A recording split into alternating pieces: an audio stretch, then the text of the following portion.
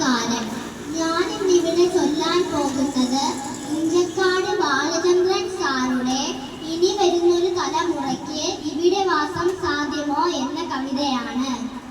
ഇനി വരുന്നൊരു തലമുറയ്ക്ക് ഇവിടെ വാസം സാധ്യമോ, ഇനി വരുന്നൊരു തലമുറയ്ക്ക് ഇവിടെ വാസം സാധ്യമോ.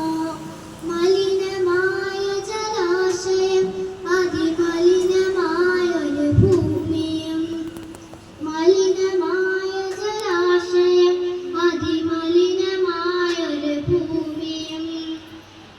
ഇനി വരുന്നൊരു തലമുറയ്ക്ക് ഇവിടെ വാസം സാധ്യമോ, ഇനി വരുന്നൊരു തലമുറയ്ക്ക് ഇവിടെ വാസം സാധ്യമോ.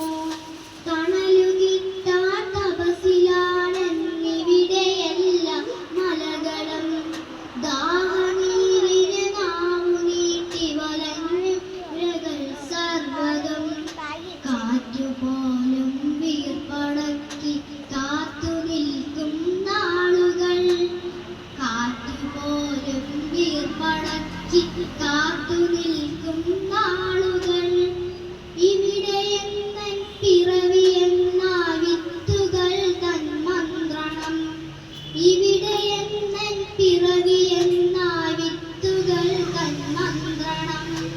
ഇനി വരുന്നൊരു തലമുറയ്ക്ക് ഇവിടെ വാസം സാധ്യമോ, ഇനി വരുന്നൊരു തലമുറയ്ക്ക് ഇവിടെ വാസം സാധ്യമോ.